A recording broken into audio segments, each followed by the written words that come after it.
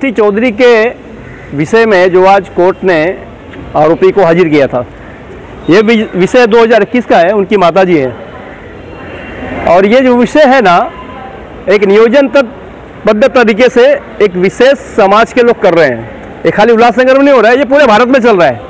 ये तो कैसा है कि ताई ने बहुत दिन से इसके पीछे पकड़ के रखा, मेहनत किया, सबके पास गई, तो आज उसका थोड़ा सा रिजल्ट निकला है। पूरे भारतवर्ष में इसी तरह चल रहा है। और एक बोलते हैं ना, विजन लेके चल रहे हैं, कोई एक विशेष समुदाय के लोग विजन है, विजन पे अपना काम कर रहे हैं। वो दृष्टि चौधरी के साथ में जो घटना घटी है, यह घटना मुझे लगता है कि महाराष्ट्र पुलिस से यह घटना, ये पूरी केस एनआईए के पास जाना चाहिए। एनआईए इसकी जांच करे अच्छे तरीके से कि इतने तक सीमित नहीं है, इसके पीछे कहीं भारत के बाहर की ताकत तो नहीं है। ये अमरनाथ का विषय नहीं, अमरनाथ के विषय एक छोटा सा विषय, लेकिन इसके पीछे जो भारत की ताकत होती है, इंटरनेशनल फंडिंग जो होता है, बाहर से जो पैसे आते हैं, उस पैसे के तरीके से सारा काम चलता है। और कहीं ना कहीं दृष्टि के साथ में ऐसा कुछ हुआ होगा, उसमें ब्लैकमेलिंग किया होगा, जो लालच दिखाया होगा, कुछ न कुछ हुआ है उसके साथ में। तो मैं अपेक्षा करता हूं कि आने वाले दिनों में महाराष्ट्र सरकार इस विषय को गंभीरता से लेके इसको एनआईए जैसे एजेंसी को देगी, तब ये केस का विषय का पूरी अच्छी तरीके से खुलासा होगा। कल्पना चौधरी, गणेशनगर समतानगर 1 मध्ये राहते। माझी मुलगी दृष्टी चौधरी, तिचं 2022ला रोजे ठेवले होते, त्यामुळे मी तिला थोडंसं नोकटोक केली आणि तिला समजवण्याचा प्रयत्न केला। तेव्हा ते मुसलमान लोक आले आणि बोलले तिला कलमा हे केलं, तिने रोजा ठेवलं, तुम्ही तिला प्रेशर नाही देऊ शकत। आणि मुलीने विश्वास दिला की मी असं काही नाही करणार, मी फक्त मैत्रिणीचं ऐकून रोजे ठेवले होते। त्याच्यानंतर मी 26 जूनला लंडनला गेली, 26 जून 2022ला लंडनला गेली। त्यामध्ये मिस्टर, माझा मुलगा केतन आणि माझी सासूबाई सुलता चौधरी घरी होत्या। त्याच्या माध्यमातून पण 20 ऑक्टोबर 2022ला मिस्टर बँगलोरला गेले त्यांच्या शेटला घेऊन कामाकरिता। आणि 5 नोव्हेंबर 2022ला माझ्या मुलीचं धर्मांतर झालं। आणि त्याच्यावर असं लिहिलेलं आहे की आईवडिलांच्या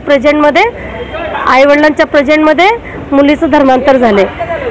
नंतर आम्हाला हे माहीत नव्हतं की का झालं। 23 तारीख 18 नोव्हेंबर 2022ला मी वापस आली आणि 23 नोव्हेंबर 5-5:30च्या दरम्यान मुलीने एक शहाजत पेपर दिला आणि बोलली आता तुला काय करायचं ते कर, मी धर्मांतर केले। ते पेपर घेऊन मी पोलीस स्टेशनला गेली, पोलिसांना दाखवला आणि ती व्हायरल झाल्यामुळे साऱ्या उल्हासनगरमध्ये झाल्यामुळे मला संघटनेचा सपोर्ट भेटला। संघटनेच्या सपोर्टने मी आतापर्यंत मुलीला जहादीपासून वाचवण्याचा प्रयत्न करते। आणि मी भरपूर जागी गेलेली, भरपूर जागी मी माझा उद्देश ठेवलेला आहे की माझ्या मुलीने काय काय केलेलं आणि आमच्याशी काय काय घटना घडतात आहे।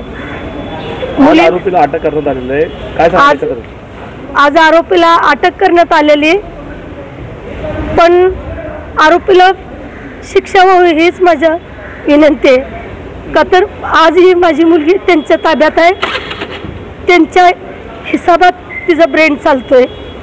का तर तिला टॉर्चर केलं जातं की ब्लॅकमेल केलं जातं, कशाबद्दल ती आमच्याशी एवढं वाईट वागते।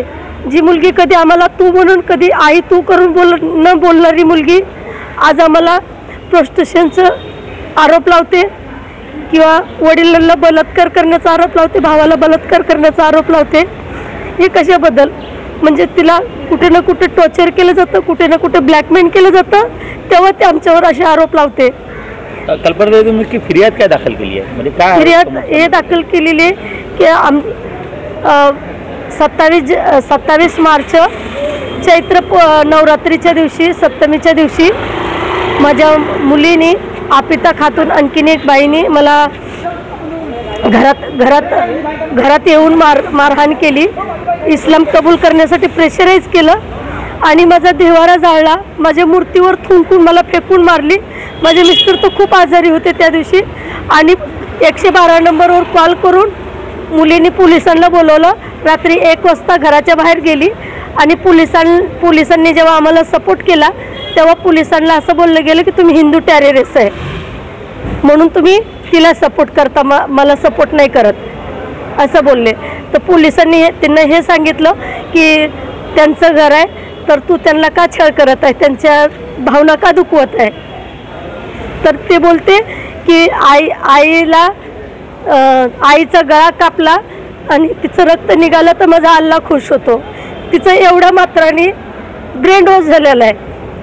म्हणजे आज ही मुलगी भरपूर ब्रेन वॉशच्या ह्याच्यामध्ये फसलेली आहे आणि तिला खूप मोठ्या प्रमाणाने इस्लाम लोकांचा सपोर्ट आहे आणि त्यांच्या बळावरती बोलते.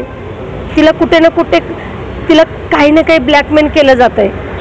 ब्लॅकमेल केल्याशिवाय ती एवढी खोटं बोलू शकत नाही. आता तुमची मागणी काय असणार आहे? आता माझ्या मुलीला तिथून काढायचं आहे. मला कशाही परिस्थितीत मला माझ्या मुलीला ते इस्लामकडून काढायचं. का तर आजच्या टायमामध्ये यशस्वी तिचं शिंदे त्यांची मर्डर झालेली आहे. भरपूर मी घटना बघितली. श्रद्धा वाळकरची घटना बघितलेली आहे, मी श्रेयाची घटना बघितलेली आहे, मी साक्षीची घटना बघितलेली आहे.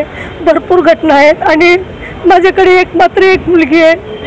तर मी सर्वांना विनंती करते की माझ्या मुलीला वाचवावं, त्याच्यापासून सोडवं. कोणार्क, अपना शहर अपनी बातें.